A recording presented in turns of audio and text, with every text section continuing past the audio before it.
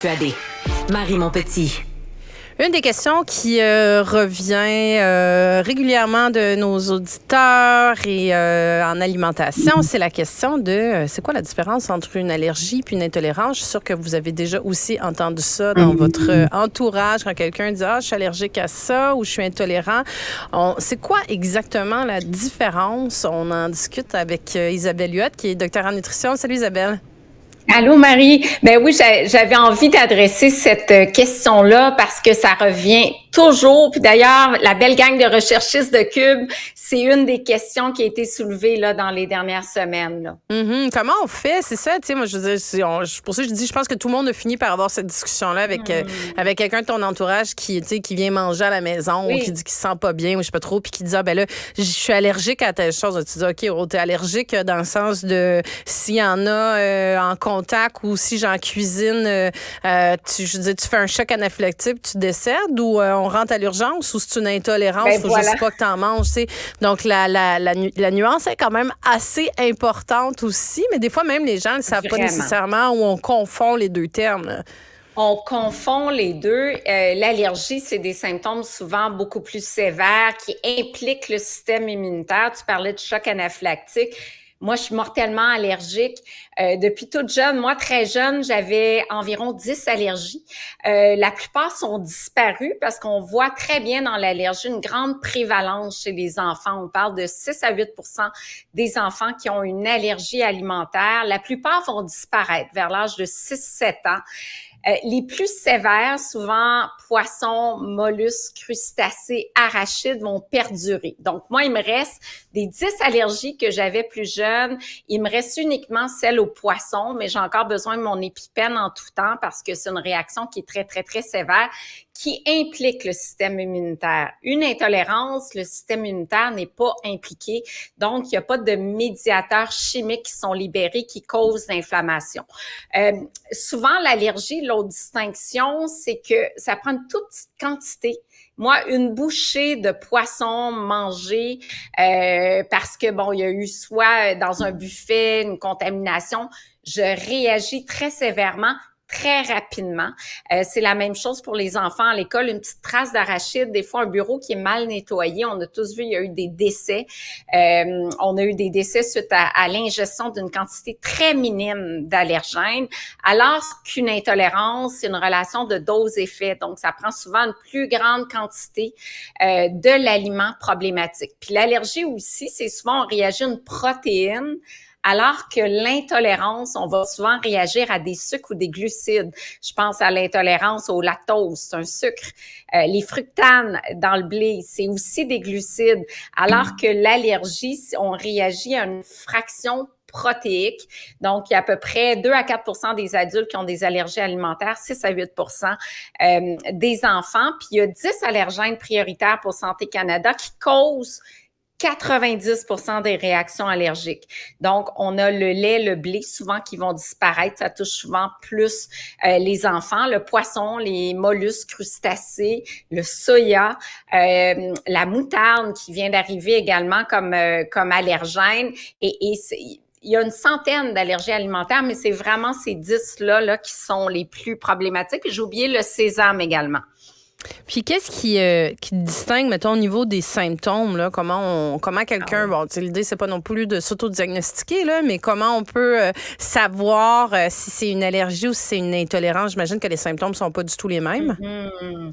Ben, d'abord, dans le cas de l'allergie, on peut aller voir un allergologue qui va faire un test et préciser. Il y a des tests sanguins aussi, mais qui sont moins précis, mais l'allergologue va faire un test pour préciser vraiment les allergies alimentaires. C'est une réaction ça peut être une dermatite atopique, par exemple, ça peut être un rash de l'urticaire, mais souvent l'allergie, ça va atteindre aussi les voies gastro-intestinales, mais l'allergie peut être plus sévère avec des difficultés de respirer qui peuvent conduire, encore une fois, au choc anaphylactique, qui est une détresse respiratoire. Donc, les lèvres se gonfle, le canal où passe l'oxygène se rétrécit, puis il y a vraiment des difficultés pour l'avoir vécu quelques fois dans ma vie, ce choc anaphylactique-là. C'est assez paniquant parce que tu peux être au restaurant, puis là, tu sens tes bronches se fermer et puis il n'y a pas d'air qui passe. Là, quand on arrive à l'urgence, on passe en même temps que les crises cardiaques là, parce qu'il faut absolument agir rapidement, d'où l'importance d'avoir son EpiPen en tout temps qui nous permet là, justement de sauver bien des vies. Là. Et l'intolérance, c'est plus diffus parce qu'il y a souvent aussi des symptômes gastro-intestinaux, ça peut être des diarrhées, je pense au lactose, des ballonnements, mais ça peut être aussi des symptômes extra-digestifs, genre des migraines, une grande fatigue. Et comme on peut être exposé longtemps à un aliment qui est problématique sans être capable de déterminer quel est l'aliment problématique, bien souvent, c'est des symptômes qui peuvent s'appliquer à toutes sortes de conditions. Fait que c'est très difficile de dire, OK, est-ce que je suis intolérant au gluten? Est-ce que j'ai une maladie cœliaque? Est-ce que je suis intolérante au lactose? Est-ce que je suis intolérante à la caséine? C'est la première fois que j'entends ça, Isabelle, parce que, tu sais, quand on parle d'intolérance, on réfère souvent à la digestion. Tu sais, quelqu'un va dire, je peux pas manger telle chose. Bon, le lactose, là, c'est comme un des grands classiques, là, mais qui disent, où je prends des pilules de lactose pour être capable de pouvoir manger du fromage ou des choses comme ça. Mais quand tu parles de grande fatigue, de migraine, ça veut dire qu'il y a des gens qui doivent prendre du temps avant de faire ce lien-là avec l'aliment pour lequel le corps le tolère pas? Ah, c'est très difficile. C'est pour ça que je conseille vraiment un accompagnement avec une nutritionniste, un nutritionniste là, pour vraiment déterminer l'aliment problématique. Je pense ça s'identifie pas de la même façon qu'une allergie. Tu sais, une allergie, tu dis, bon, tu vas voir un allergologue, tu fais des tests. J'imagine que c'est plus facile à identifier. Une intolérance, là, c'est de l'essai-erreur dans l'alimentation? Oui, un peu ça. Je pense à l'hypersensibilité au gluten, par exemple. On a parlé, il y a la maladie cœliaque qui est vraiment, comme ça implique la maladie cœliaque, le système immunitaire, on parle d'intolérance au gluten, mais on pourrait presque dire que c'est une allergie.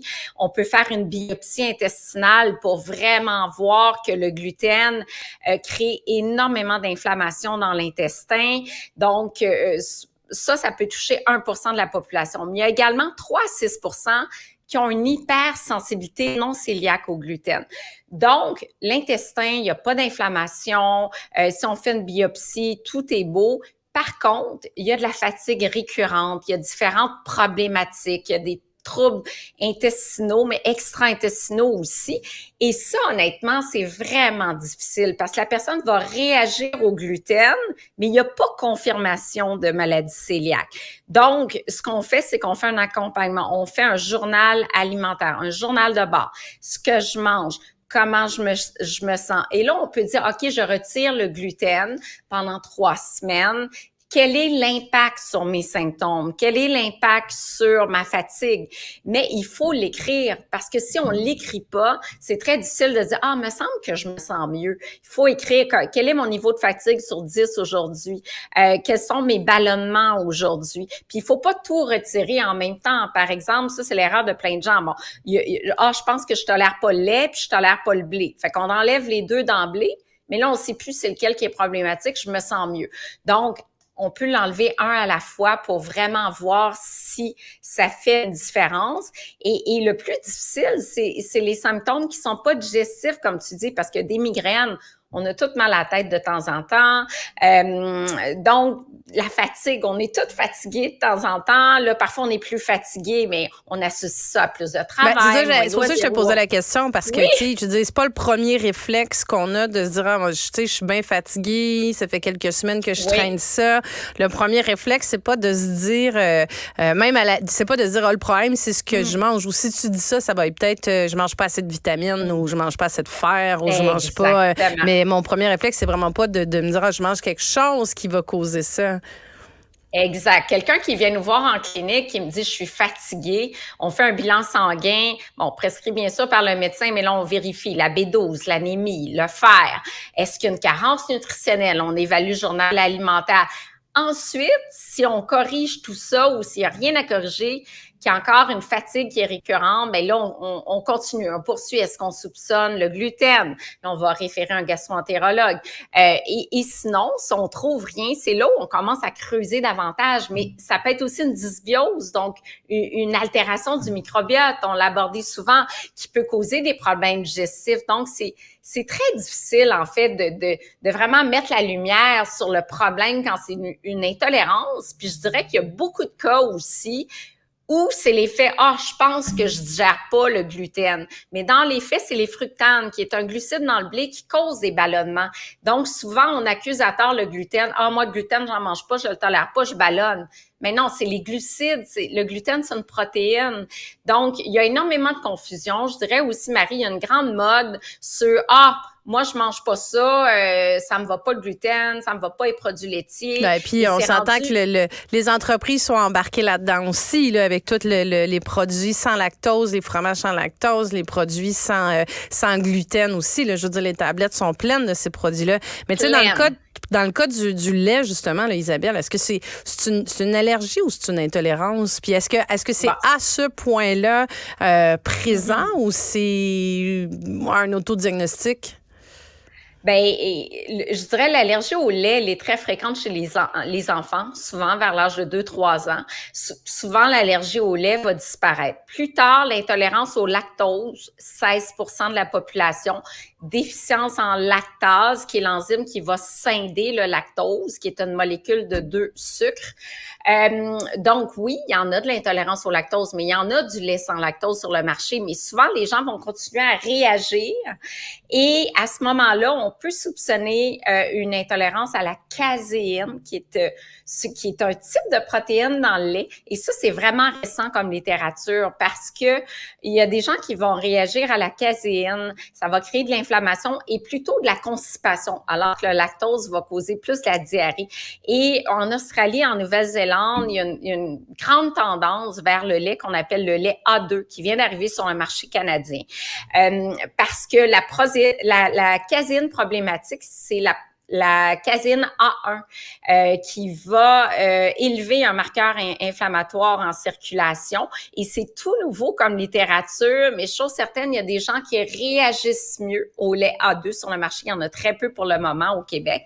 Mais on est, je dirais, à la base de la recherche sur les intolérances parce que c'est tout un monde. Puis il y a également beaucoup de mode autour de ça, puis tu parlais des allégations sans gluten. C'est rendu que pour vendre nos produits, si tu mets le logo sans gluten, t'en vends beaucoup plus, alors qu'à la base, les vrais intolérants au gluten et cœliaques ou non cœliaques, c'est à peu près 6-7% maximum de la population. Mais c'est comme une mode, un engouement de gens, j'achète ça, c'est mieux pour ma santé. Le gluten, là, c'est pas problématique pour tout le monde, là. Puis en terminant, justement, là, pour des gens qui auraient des cas, Isabelle, d'intolérance alimentaire, c'est quoi tes meilleures recommandations? Bien, je dirais de consulter, d'être accompagné, parce que c'est tellement personnalisé comme conseil, puis il y a tellement de multiples possibilités d'intolérance. Donc, de choisir un bon professionnel de la nutrition, d'être accompagné, de faire un journal, d'être encadré, puis de savoir aussi, ça peut être juste un côlon irritable aussi. Donc, il y a beaucoup de gens qui arrivent, je suis intolérante au gluten, au fructose, mais dans les faits, c'est le syndrome de l'intestin irritable qui, je le rappelle, touche 13-20% des gens, surtout les femmes, et c'est plus fréquent que l'intolérance. Donc, à ce moment-là, c'est un autre type d'approche alimentaire qui est la diète faible en FODMAP, là, une diète qui est restreinte en glucides, qui crée des ballonnements, là. Isabelle Huot, docteure en nutrition, merci. Merci, à demain, Marie. Restez connectés. Tout ce que vous avez manqué